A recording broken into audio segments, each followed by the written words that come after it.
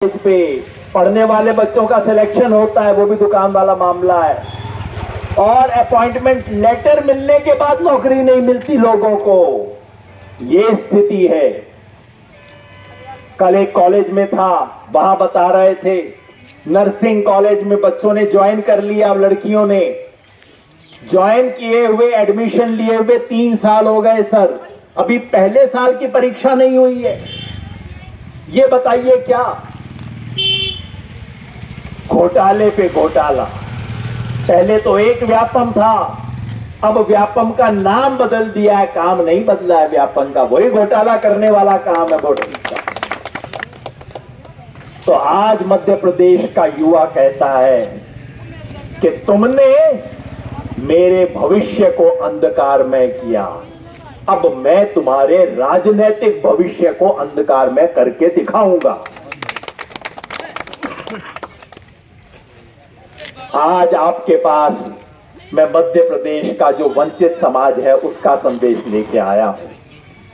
SC, ST, OBC, अनुसूचित जाति जनजाति, पिछड़े वर्ग,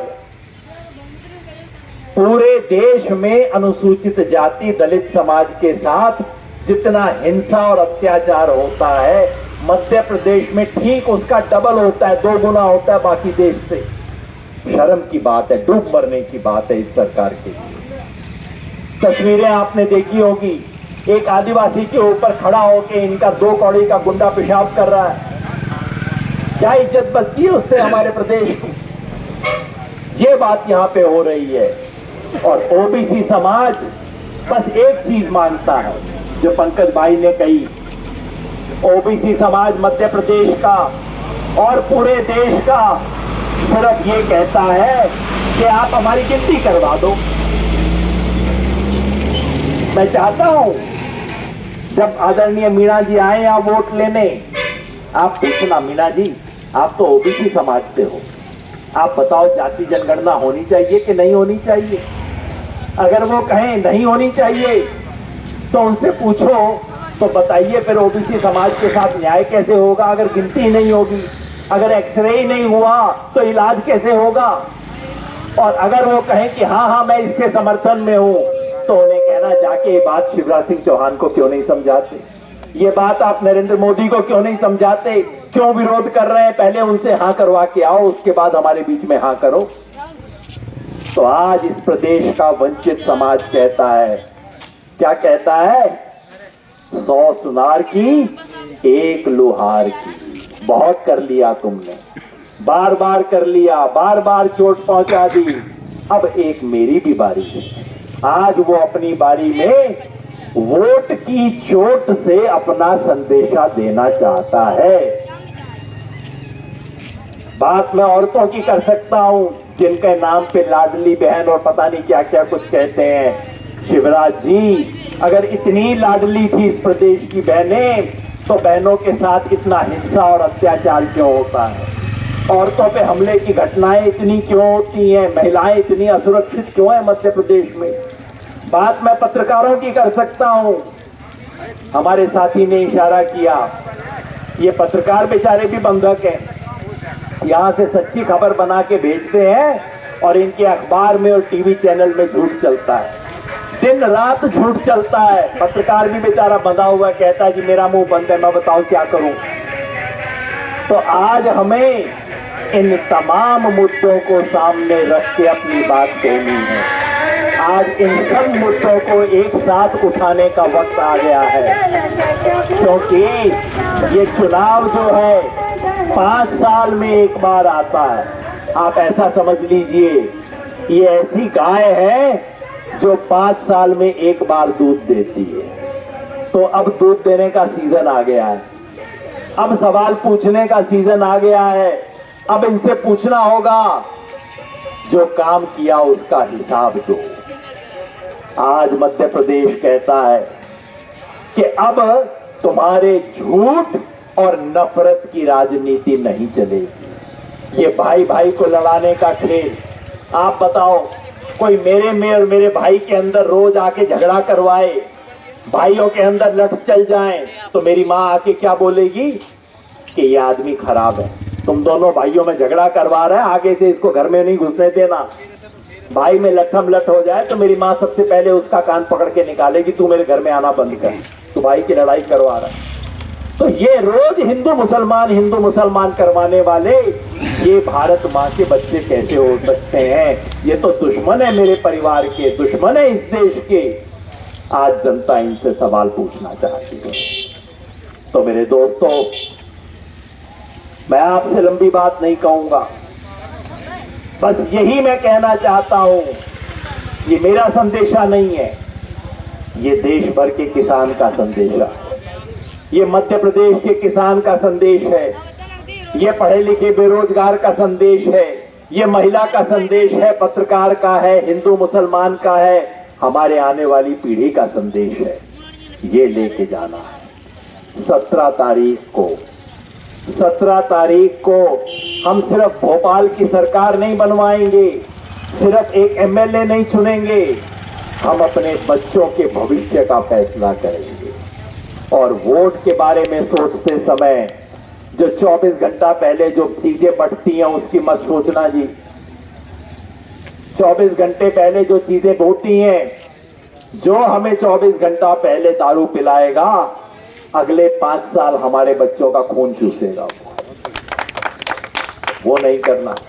हमें अपने बच्चों का भविष्य सोचना है, और बच्चे के भविष्य की सोचेंगे तो एक बार आज पूरा मध्य प्रदेश एक बात कह रहा है, क्या 18 साल अब बस, अब हो गई भाई, बस हो गई, अब इनसे मुक्ति, अब परिवर्तन चाहिए। लेकिन मध्य प्रदेश को थोड़ा डर भी है। डर क्या है कि जी हरा तो इनको पिछली बार भी दिया था, ये चोर दरवाजे से फिर आ गए खरीद फरोख्त करके, इसमें क्या होगा? लोग मेरे से पूछते हैं कि हम तो हरा देंगे, लेकिन अगर इन्होंने नोट से खरीद लिया तो हम क्या करेंगे? मैं कहता हूं कर्नाटका से सीखो। कर्नाटका में एक खेल होता था, कांग्रेस 2, 4, 5 सीट से जीत गई, बीजेपी 10 लोगों को खरीद लेती थी उनका। तो फिर इस बार कर्नाटका की जनता ने क्या किया? 224 में से 135 सीट कांग्रेस को दे दी कि चल भाई तेरा टंटा निपटा, और अब बाकी का तो कोई मौका ही नहीं, आप कितने खरीद लोगे, क्या कर लोगे? आज वो काम मध्य प्रदेश की जनता को करना है। मध्य प्रदेश की जनता को आज एक ऐसा निर्णायक मत देना है, वोट की ऐसी चोट देनी है कि उसमें पिछले दरवाजे से, चोर दरवाजे से बदलने का रास्ता ही बंद हो जाए। तो बस मैं आप सब जो मेरी बात सुन रहे हैं, आप सब जो यहाँ खड़े हैं, आप सबसे मैं सिर्फ वोट नहीं मांगूंगा। आपने मेरी बात सुनी है, आपकी आंखों में सहमति है, चमक है, तो खाली वोट से काम नहीं चलेगा। इतनी दूर से आए हैं, ये पिछले 3 महीने से मध्य प्रदेश की गली गली की खान छाक रहे हैं। त्रिपाठी जी, पूरा अपना जीवन इन लोगों ने लगाया है। मैं भी दिल्ली से आया हूँ, सिर्फ आपका एक वोट मांग लूँ, ये तो ठीक रेट नहीं है, आप भी थोड़ा ठीक रेट लगाओ। इतना आए हैं दूर से, अब आपको 10 दिन बाकी है। अगले 10 दिन में हर व्यक्ति को कम से कम 10 लोगों से रोज बात करनी है। 10 लोगों से 10 दिन बात की, कितने लोग हो गए? 100 लोगों का मूड आप बदलोगे। ये मेरा भाई जाके 100 लोगों को बताएगा, युवा लोगों को, कि तुम्हारे साथ धोखा हुआ है, तुम्हारे भविष्य के साथ धोखा हुआ है। 100 वोट बदलेंगे। मेरा साथी, मेरी बहन, बच्चे, सब लोग जाके बताएंगे। शमशाबाद का मूड तो बदल चुका है, मुझे लोग कह रहे हैं, लेकिन मैं कहता हूं पिछली बार 5000 इस तरफ थे, लोग कहते हैं इस बार 5000 की जीत तो दूसरी तरफ सुनिश्चित है कांग्रेस की। मैं कहता हूं ना, इतने से काम नहीं चलेगा। इनके 18 साल के पाप हैं और सिर्फ 5000 में निपटा दोगे ना, ये कम से कम 50,000 करने पड़ेंगे। जीत हो, 50,000 की जीत हो, ताकि आगे से समझ आ जाए कि लोगों से गद्दारी करके लोगों के साथ धोखा देके, लोगों की आंख में धूल झोंक के, लोगों को सच बातें बोल के उनसे मुकर जाने की सजा क्या होती है। जब जनता सबक सिखाती है तो कितना जोर से सिखाती है, ये सब हम कहेंगे। एक आखिरी बात बस कहूंगा, अब तक मैंने कांग्रेस पार्टी की कोई बात नहीं कही है। मैंने कहा मैं तो उसका सदस्य नहीं हूं, कांग्रेस के कौन दूसरे लोग गिनवाएंगे, मेरा काम नहीं है। बस एक बात कहना चाहता हूं, इस देश में झूठ और नफरत की जो राजनीति हो रही थी उसके खिलाफ एक आदमी ने हिम्मत दिखाई।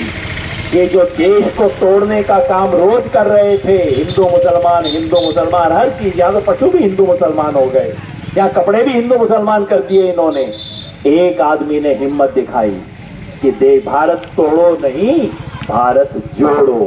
भारत जोड़ो यात्रा जो कांग्रेस ने निकाली, राहुल गांधी ने निकाली, उसमें हम साथ शामिल हुए। हमने कहा ये काम का काम है, ये देश तोड़ने वाला नहीं, देश को जोड़ने वाला काम है।